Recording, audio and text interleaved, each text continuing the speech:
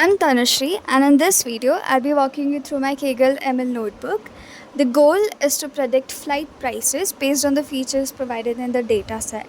I'll be explaining the entire workflow from uh, understanding the data and pre-processing it to training multiple machine learning models, tuning the best one, and evaluating the final results. So let's get started.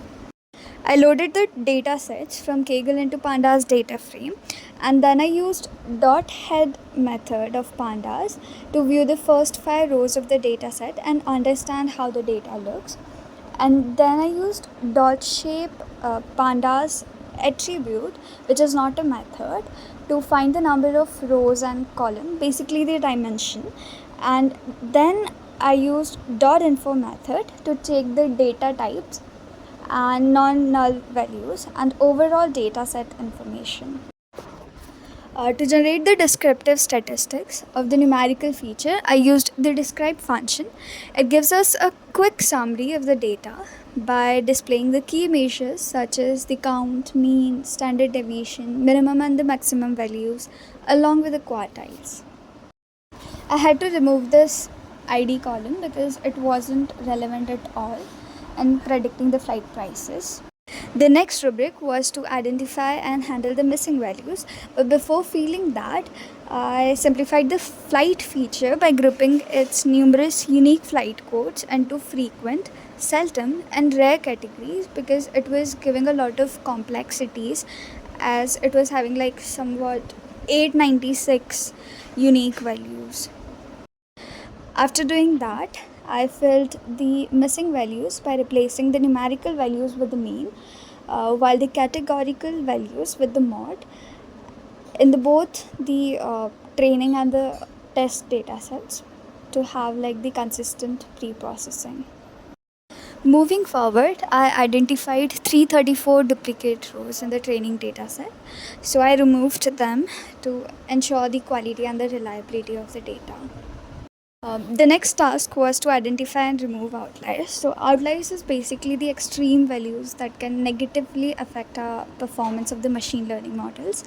So for removing the outliers, I used the IQR method to detect them, and I apparently found 469 outliers in the duration column and removed them to make the dataset more reliable for training. Now here comes the most interesting part, data visualization. I used box plot to help understand the outliers. Then I used histograms to understand the distribution of numerical features, scatter plot to understand relation between the feature and the ticket prices, bar charts to compare the frequencies of categorical features, a pie chart to visualize the market share of the different airlines, and a correlation heat map to analyze the relationship between the numerical variables. Next, I prepared the data for training. I converted all the categorical features into numbers using one-hot encoding and scaled all the numerical features so that no other feature dominate one another because of its larger size. For model building, I splitted the data into training and validation sets, and then I trained 10 different machine learning models, including linear regression, decision trees, random forest, and many more.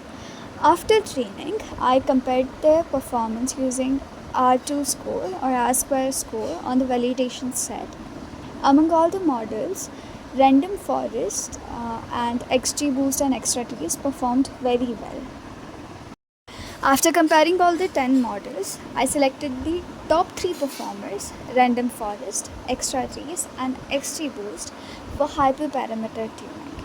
And if you're wondering what hyperparameter tuning is, so it's a process of adjusting the model settings such as the number of trees, maximum depth and learning rate to improve its performance and achieve better predictions. And after tuning these models, I compared their performance with the baseline models. After comparing all the tuned models, I selected XGBoost as my final model, and then I generated predictions for the test dataset and then created the summation file in the required Kaggle format with the ID and prediction price columns and saved it as summation.csv for competition submission.